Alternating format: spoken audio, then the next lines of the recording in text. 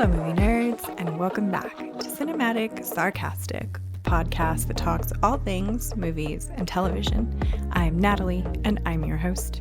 On today's episode, we are going to talk about True Detective Night Country. This is the fourth season in the True Detective franchise, I guess.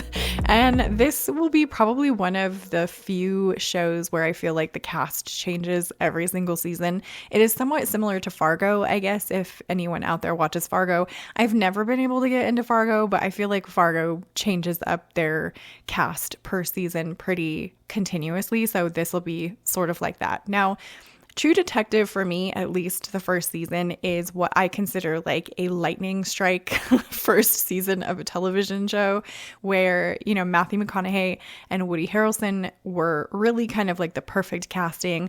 They had the perfect script for this as well and the perfect execution of it. In my opinion, True Detective is one of the best, if not the best, like drama, cop show, detective shows that we have seen ever. It is something that is just like an A++ for me in terms of television series. So every season that's come out that they've done since then, where obviously they're changing the cast up, I wouldn't say I liked or disliked. I think they're fine in terms of like cop shows, but to me, none of the other seasons have really come up to the level of the first season of True Detective. And personally for me, Night Country is my least favorite so far of any of the seasons of True Detective that we have. Now, this one obviously is a completely different story and we have a completely different cast. This one is being headlined by Jodie Foster, and I believe she is producing this one or executive producing this one as well. So the story for True Detective Night Country is revolving around 8 men that go missing at this sort of science station in Darrow, Alaska. And this is during the period of time where Alaska is in kind of this permanent night situation. Think of the 30 Days of Night sort of vampire movie with Josh Hartnett. Those are the vibes that Night Country gives me. And not for like a good, they're not like good vibes.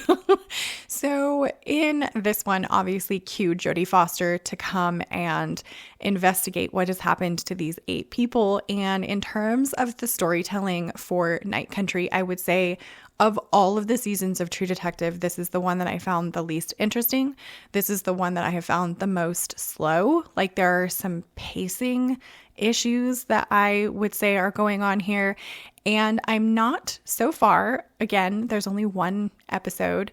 So far, I am not liking the supernatural turn that they have taken with True Detective. I think one of the things that was really appealing to me about like the first season of True Detective and subsequent seasons since then is that this really kind of went into the horrors of just regular people, like how evil a person could be, the terrible things that a person could do. And it kind of, I think that first season was great because it showed so much human emotion, not only on the side of like the killer, but on the side of the detectives as well. There were some gray areas there. There was struggle with addiction there. It just kind of was all around one of those things where every aspect of the story was telling a story, if that makes sense. Like each one of the characters had this real visceral sort of thing that was happening that you as the audience could connect with. None of that to me is happening in True Detective Night Country. It really leans very supernatural. We have ghosts in this one. We have like weird sort of disembodied voices happening in this one. There are some nods back to like the first season with that circular pattern that is happening on at least one of the victims that we see so far in the first episode. But for me, there was nothing that really like caught my attention where I was super interested in what was going on. And there wasn't really anything that like made me want to continue watching it. I will say that the sort of 15 seconds at the very, very end of the show where they did like the cliffhanger of the first episode, that was interesting enough that I think that I will at least continue on to the second episode and kind of see where it goes. But I have to say, just with like how great the first season was and how they had come forward saying that they were trying to go back to that original season and that they felt that this one was maybe better than that original season, I would say hands down that is not the case. This one is not even anywhere near as good, I think, as that first season. And I'm not digging the supernatural stuff. That part really disappoints me. And I'm not saying that I don't like supernatural stuff. Obviously I do. I mentioned like 30 Days of Night, but I think that the supernatural aspect of it just doesn't fit in with like the True Detective sort of feel that I enjoy so much about True Detective, right? Like True Detective, I feel like was so good because it was just real and regular, and you could step out your front door and, you know, if you're, I guess, in situations like these, it's something that you could think was believable. It was very true to life, whereas Night Country is very not that. And I think that if this show had come out and they had just called it Night Country and it wasn't associated with True Detective, I would have gone into it with different expectations. I still do think that this show would have been really slow, and maybe, you know, that first season wouldn't have been as much of a grabber for me because it doesn't seem to be even under the True Detective umbrella. But without it being True Detective, I definitely wouldn't have had as high expectations.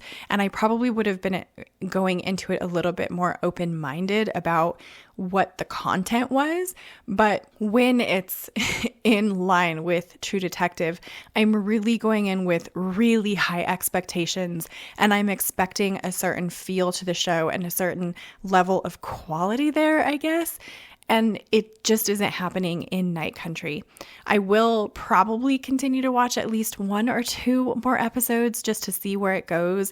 But I will say if I end up making it the entirety of the way through this, I don't believe there are very many episodes in this. It is like a limited run.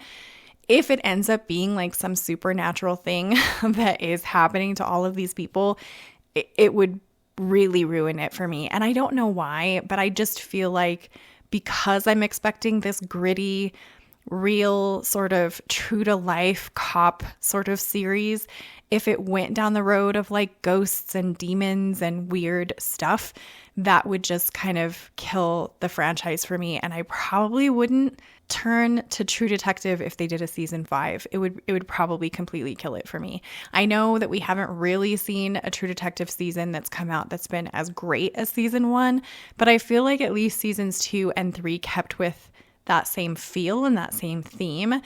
And this one seems to be completely different. So I don't know. I will have to kind of give it a shot and watch a couple more episodes because there are only 1 out right now. But if it keeps going the direction that it's going, I don't know that I will continue the whole way through. But I'm not sure. You guys are going to have to let me know what you think of this one if you are watching True Detective Night Country. Subscribe if you want to join the movie nerd family. And I hope to see you in the next